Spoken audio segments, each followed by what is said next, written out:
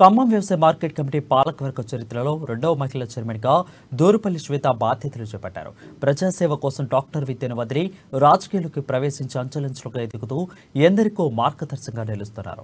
ప్రజలకు రైతులకు సేవ చేసేందుకు రాజకీయాలకు వచ్చానని మంత్రి పువ్వాడ అజయ్ కుమార్ నాయకత్వంలో మార్కెట్ కమిటీ అభివృద్ధి కోసం నిరంతరం కృషి చేస్తానంటున్న దూరుపల్లి శ్వేతతో మా ఖమ్మం ప్రతినిధి Upender face to face. Khammam వ్యవసాయ మార్కెట్ చరిత్రలో సరికొత్త అధ్యయనానికి శ్రీకారం చుట్టి ఉమెన్ మార్కెట్ కమిటీ చైర్మన్ గా ఉండడం అనేది చారిత్రాత్మకమైనటువంటి ఘటన. ఈ నేపథ్యంలో ఖమ్మంలో గతంలో చేసిన ఒక ఉమెన్ తో పాటు అదనంగా రెండోసారి ఖమ్మం మార్కెట్ కమిటీ చైర్మన్ గా బాధ్యతలు స్వీకరించి వృత్తి డాక్టర్ని వదిలి ప్రజాసేవకు రాజకీయాల్లోకి వచ్చి ప్రజాసేవ చేస్తున్నటువంటి నేత దూరుపల్లి శ్వేత మనతో పాటు ఉన్నారు. ప్రస్తుతం వ్యవసాయ మార్కెట్ కమిటీ చైర్మన్ గా ఉన్నటువంటి నేత ఈ రంగంలో ఎలా రాణిస్తా ఉన్నారు, రాజకీయాలకు సంబంధించిన అభిప్రాయాలు ఇవన్నీ కూడా అడిగి మరికొన్ని అంశాలు అడిగి తెలుసుకుందాం. అంటే ప్రధానంగా ఇటీవల కాలంలో గత కొంతకాలంగా ఖమ్మం వ్యవసాయ మార్కెట్ కమిటీ చరిత్రలో కూడా సెకండ్ ఉమెన్గా మీరు బాధ్యతలు స్వీకరించారు. ఎలా ఫీల్ అవుతున్నారు, ఎలా రైతులతో మమేకమై పనిచేస్తున్నారు? చాలా సంతోషంగా ఉంది. ఒక ఉమెన్కి ఫస్ట్ టైం రిజర్వేషన్ కేటాయించడం వల్ల నాకంటే ముందు మా లక్ష్మీ ప్రసన్న గారు బాధ్యతలు స్వీకరించారు. ఆ తర్వాత నాకు అవకాశం ఇవ్వడం ద్వారా ముందుగా కేసీఆర్ గారికి, అదేవిధంగా మన పువ్వాడ అజయ్ కుమార్ గారు రాష్ట్ర రవాణా శాఖ మంత్రులు గారికి నేను ప్రత్యేకంగా ధన్యవాదాలు తెలుపుకుంటా ఉన్నాను. ఈరోజు ఇండివిజువల్గా ఉమెన్ పాలిటిక్స్లోకి వచ్చినప్పుడు చాలా కష్టం. పాలిటిక్స్ అనే రంగాన్ని ఎంచుకొని ఒక ఉమెన్ రావాలంటే చాలా కట్టుబాట్లు, చాలా కష్టమైనటువంటి ఫీల్డ్లో రాణించడం అనేది కొంచెం కత్తి మీద సాము లాంటిదే. అయినప్పటికీ కూడా ప్రజాసేవ చేయాలని ఒక సంకల్పం దృఢంగా ఉండడం వల్ల ఇవన్నీ కూడా దాటుకొని మనం ముఖ్యంగా రైతులకి సేవ చేసుకోవటం అనేది నా అదృష్టంగా భావిస్తూ ఉన్నాను. మెయిన్గా ఫస్ట్ టైం నేను కార్పొరేటర్గా గెలిచినప్పుడు కూడా నా డివిజన్ ప్రజలు నన్ను ఆశీర్వదించారు. వారి రుణం నేను ఎప్పటికీ తీర్చుకోలేను. ప్రజలందరి ఆశీస్సులు, అదేవిధంగా గాడ్ ఫాదర్ లాగా పువ్వాడ అజయ్ కుమార్ గారి ఆశీస్సులు ఉండడం వల్ల నాకు ఈ అవకాశం లభించింది.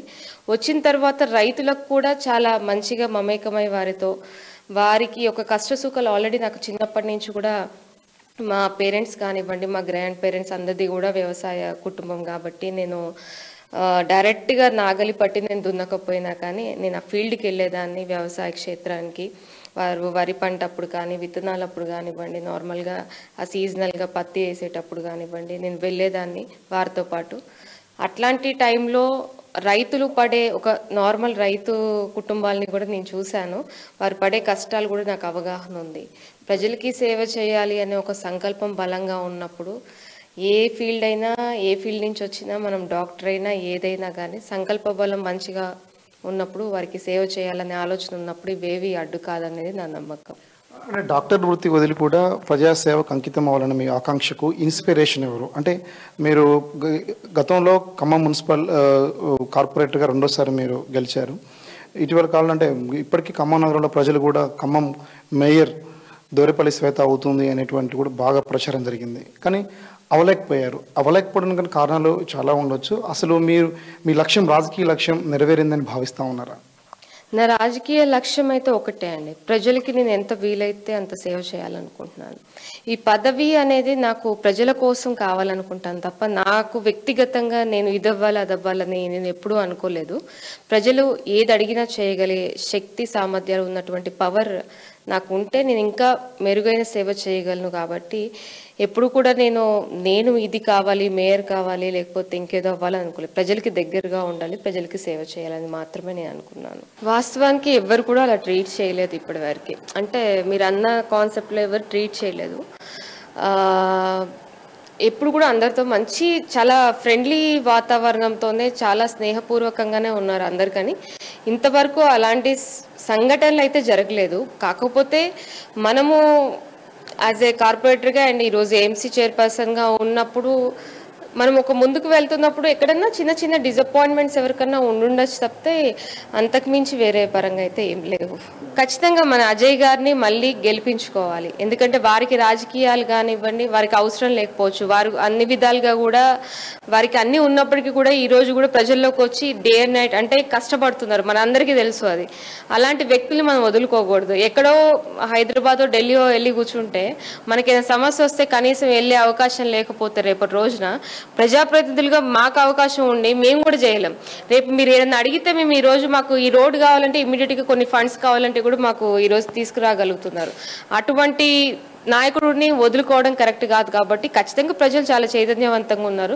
కేవలం డెవలప్మెంట్ పాయింట్ ఆఫ్ వ్యూలో ఆలోచించంటే ఒక పొలిటికల్ లీడర్కి క్యారెక్టర్ అండ్ డెవలప్మెంట్ ఈ రెండు చాలా ఇంపార్టెంట్. ఆ రెండు విషయాల్లో కూడా ప్రజలు ఆలోచించి ఖచ్చితంగా అజయ్ గారిని గెలిపించాలని మనస్ఫూర్తిగా కోరుకుంటున్నాను. వ్యవసాయం పట్ల, రైతు కష్టాల పట్ల అవగాహనతో ఉన్నాను. రైతుల కోసం నిరంతరం చేసే సేవ ఏమాత్రం కూడా భారంగా భావించినటువంటి వర్క్లో బాధ్యతల్లో నేను పనిచేస్తానని చెప్తూ రానున్నటువంటి రాజకీయాలు చివరి శ్వాస వరకు కూడా రాజకీయాల్లో ప్రజాసేవకు అంకితమై పనిచేస్తాను. ఎన్నికల్లో కూడా రాష్ట్ర మంత్రి పువ్వాడ అజయ్ కుమార్ని గెలిపించి ఖమ్మం నగర అభివృద్ధి కోసం కృషి చేయాలని చెప్పేసి అని కూడా అభిప్రాయం పడుతున్నటువంటి ఖమ్మం వ్యవసాయ మార్కెట్ చైర్మన్ దొరపల్లి శ్వేత గారి యొక్క అభిప్రాయం. ఇది ఖమ్మం తాజా పరిస్థితి. కెమెరా పర్సన్ నరేష్తో ఉపేందర్, అమ్మా న్యూస్, ఖమ్మం జిల్లా.